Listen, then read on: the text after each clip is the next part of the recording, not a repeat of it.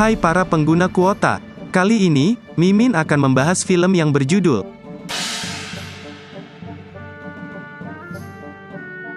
Film ini bertemakan sekolah yang ada di Jepang, namun sekolah ini berbeda dengan sekolah lainnya. Di sekolah ini, menerapkan suatu perjudian, dan tidak terlalu mengutamakan pelajaran.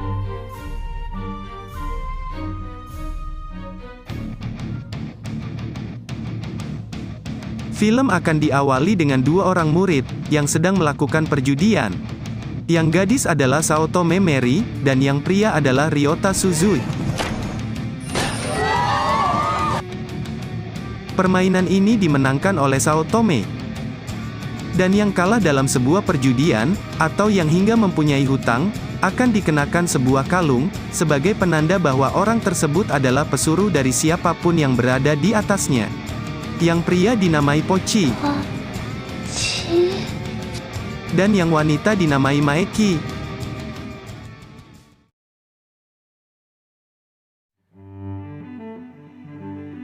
Kemudian datanglah seorang siswi baru, yaitu Jabami Yumeko, yang baru saja pindah ke akademi tersebut. Suzui yang adalah ketua kelas, diminta untuk mengantar Yumeko untuk berkeliling sekolah.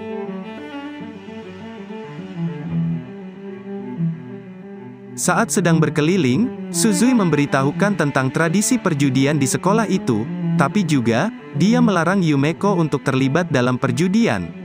Tapi tampaknya, Yumeko justru menyukai hal semacam itu. Saat kembali ke kelas, Saotome pun langsung menantang Yumeko untuk berjudi dengannya. Suzui pun mencoba melarang Yumeko, mengingat dia adalah anak baru. Tapi Yumeko justru menerimanya dengan senang hati. Permainan mereka adalah sweet voting. Para murid di kelas akan menggambar gunting, batu, dan kertas, lalu dimasukkan dalam kotak yang akan mereka pilih sebagai peraduan sweet mereka. Permainan pertama, 2 chip, dimenangkan oleh Yumeko. Dan Yumeko pun langsung memasang 50 chip di ronde kedua. Lagi-lagi Suzui melarang Yumeko untuk melakukan itu. Tapi karena saat ini dia adalah Pochi, dia tidak bisa berbuat apa-apa. Dan di pertandingan ini, Yumeko ternyata harus kalah dari Saotome. Hal itu terjadi 2 kali, sampai Yumeko sudah kehabisan chipnya. Yumeko pun berniat berhutang chip pada Saotome, dan memberi uang tunai 10 juta yen untuk 1000 chip. Yumeko mempertaruhkan semua chipnya dalam satu ronde. Dan kemenangan pun jatuh pada Yumeko. Saotome pun sok menerima kekalahannya. Dan bahkan, dia berhutang pada Yumeko sekitar 8 juta yen lebih, pada Yumeko. Yumeko pun berkata, jika kau tidak dapat membayarnya maka aku justru akan menagihnya dengan berjudi. Saotome pun merasa ketakutan dengan cara berjudi Yumeko. Kemudian Yumeko pun pamit dan segera pulang. Suzui pun mengejar Yumeko, dan bertanya kenapa bisa dia mengganti kartunya. Yumeko ternyata sudah tahu, bahwa voting di kelas itu sudah dimanipulasi oleh Saotome. Dan Yumeko juga telah melihat dari cermin, saat Suzui memberikan tanda kartu apa yang akan Yumeko keluarkan pada Saotome. Suzui pun meminta maaf pada Yumeko, dia melakukan itu karena dia adalah Pochi, dan juga berhutang pada Saotome. Yumeko pun memberinya uang, untuk membayar hutangnya agar Suzui terbebas dari Pochinya. Kemudian Yumeko pun pergi, dan sekali lagi Suzui bertanya, bukankah percuma saja jika kau tahu semuanya, jika kau tidak punya kartu untuk diganti? Yumeko pun bilang bahwa semua itu adalah keberuntungannya saja. Suzui pun terkejut melihat orang mempertaruhkan 10 juta yen, untuk suatu hoki yang belum tentu terjadi.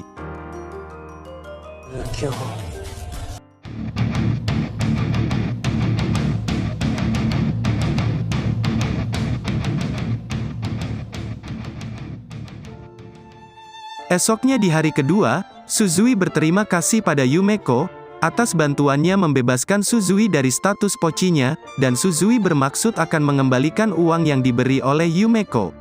Yumeko pun mengucapkan selamat serta berkata, hal itu tidak usah dipikirkan. Sementara itu di dalam kelas, meja milik Sao Tome tampak sudah dipenuhi oleh sampah. Yumeko pun bertanya apa yang terjadi.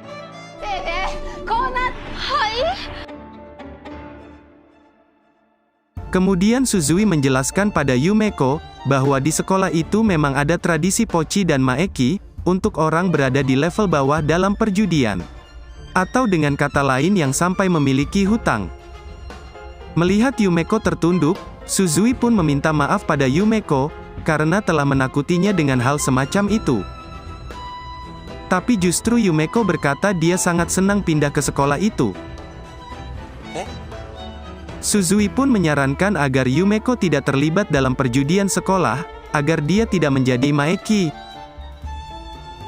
Kemudian datanglah salah satu anggota OSIS yang bernama Sumeragi, untuk mengajak Yumeko berjudi dengannya. Yumeko pun menerimanya dengan senang hati. Jadi Sumeragi ini adalah anak dari pengusaha mainan terbesar di Jepang. Dan juga, dia menjual kartu judi di sekolahnya, sebagai promosi.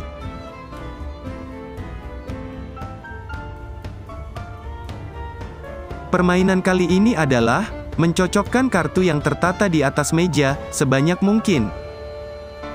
Di permainan kali ini, taruhannya adalah 20 juta yen. Tapi tampaknya, Yumeko tidak mempersiapkan uang sebanyak itu.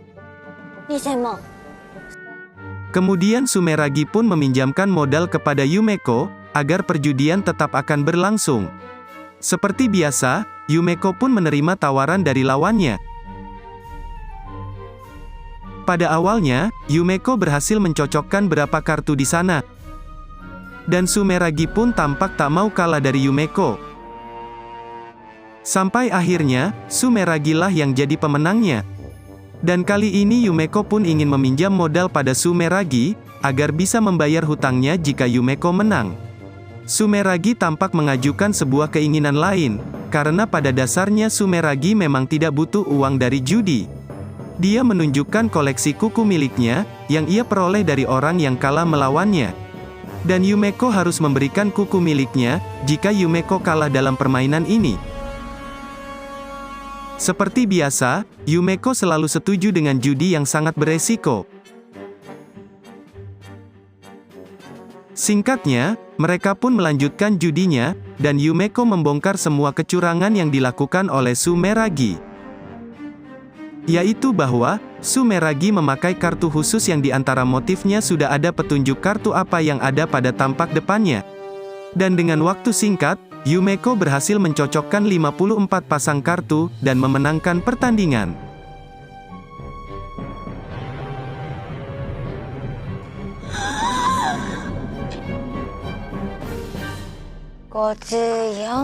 Dan kini saatnya Yumeko mengajak Sumeragi bertaruh kukunya untuk pertandingan berikutnya. Tapi Sumeragi tampak ketakutan dan menangis.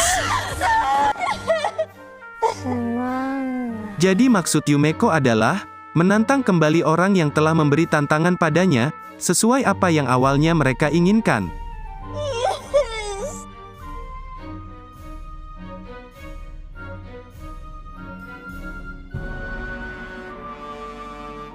Sementara itu, Sao Tome sedang melakukan pertandingan resmi, melawan salah satu anggota OSIS yang bernama Nishio Toin.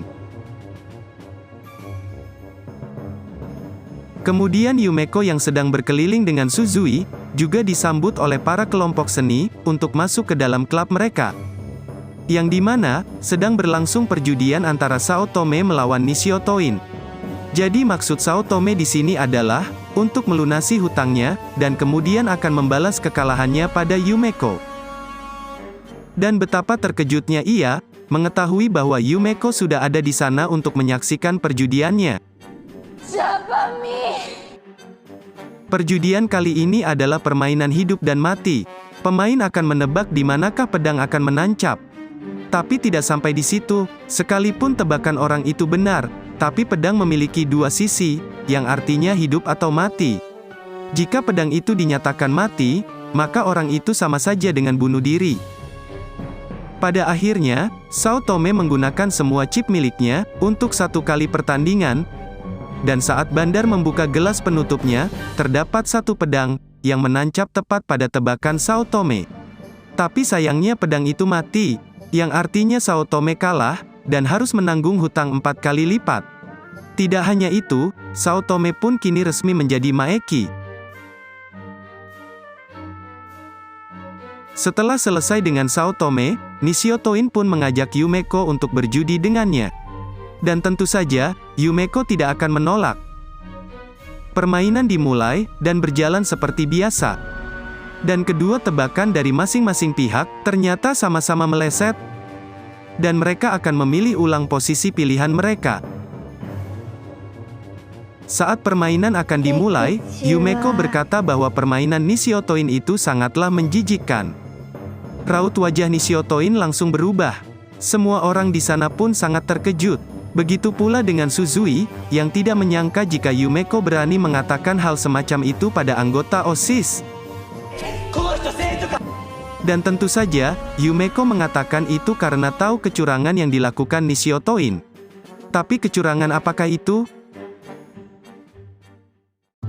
Sementara Mimin minum kopi, mari kita lihat dulu dua anggota OSIS, yang tampak kesusahan membawa tangga ini. Apa kalian bisa bantu? Yumeko pun melanjutkan perkataannya, dan mengatakan bahwa, dia sudah tahu bahwa sang bandar memakai magnet di tangan, untuk mengendalikan pedang yang akan menancap, sesuai keinginan Nishiotoin. Dari awal bersalaman dengan mereka, Yumeko sudah melihat tanda itu. Dan bukankah aneh rasanya jika kelas kesenian memakai magnet di tangan? Namun tetap saja resiko Nishiotoin tetap ada, yaitu jika pedang itu berbalik dari yang diharapkan.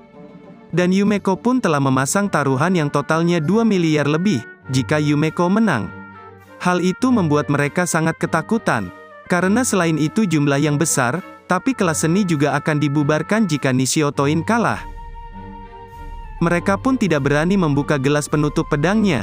Lalu datanglah wakil ketua OSIS, dan memerintahkan agar tetap melanjutkan perjudian, dan membuka penutupnya. Dan saat dibuka, pedang itu sesuai dengan perhitungan Nishiotoin. Mereka pun seakan tidak percaya, jika Nishiotoinlah pemenangnya. Dan Yumeko pun berkata, permainan tikus tanah ya? OSIS itu pun tak menghiraukan Yumeko, dan melemparkan kalung Maeki untuk status Yumeko.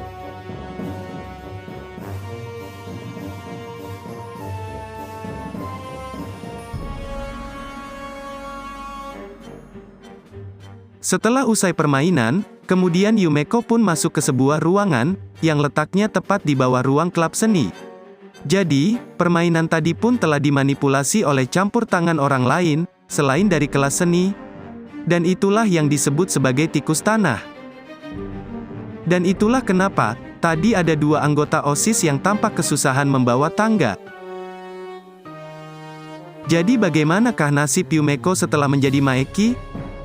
Akankah Yumeko diperlakukan seperti murid Pochi dan Maeki lainnya? Kita cari tahu di episode berikutnya.